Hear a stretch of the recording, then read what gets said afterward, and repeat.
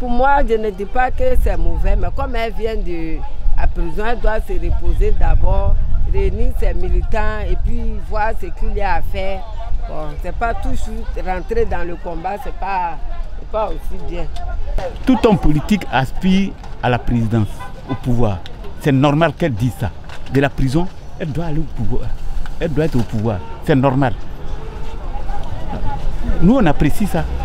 Ceux qui n'apprécient pas ça, c'est leur problème. Bon, vous savez, elle a subi des frustrations. Enfin, à tort ou à travers, elle a ses raisons de se comporter comme elle fait, de tenir ses discours qu'elle fait. Moi, je pense que nous sommes dans un climat de recherche et de réconciliation pour apaiser la tension politique. Donc, je pense qu'elle aura, comme elle a dit dans son discours, elle va viser Abdourahmane Sangaré pour mieux orienter ces choses. Mais je pense que ce sera, et je souhaite, dans l'optique d'une réconciliation nationale est vrai. Je pense que nous sommes en politique et chacun a le droit de s'exprimer. C'est une liberté d'opinion.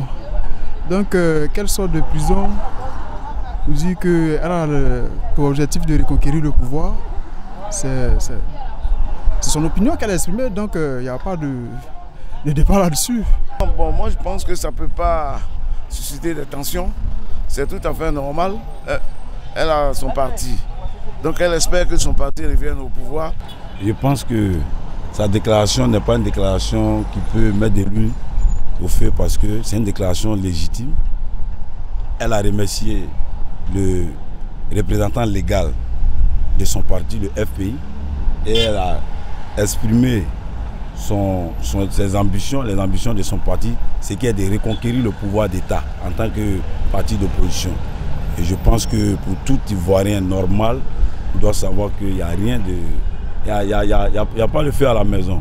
Comprenez que Mme Simone Gbagbo, ex-première dame, députée, ex-députée, c'est une militante en fait engagée. Et sachant que le pays tourne tant bien que mal, et maintenant qu'elle ressort, elle a besoin de resserrer ce qu'on appelle les pédales autour d'elle.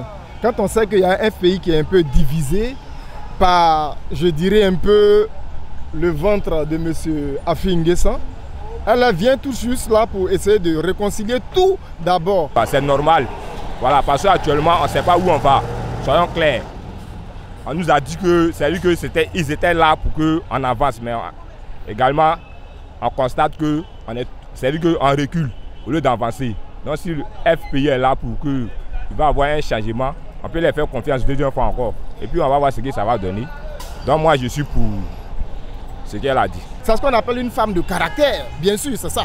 Donc je pense que toute son assertion, tout ce qu'elle a dit est salutaire. En ce sens que c'est une femme qui essaie de continuer l'œuvre que beaucoup d'Ivoiriens ont peur de dire. Parce qu'il y a une peur dans le ventre aujourd'hui, il y a une phobie qui anime un peu tous les Ivoiriens.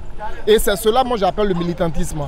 Souvenez-vous bien que Mme Simone Gbagbo, depuis, disons, ses premières années universitaires, elle a été une militante engagée. Elle a d'abord essayé de consulter toutes les bases du FPI.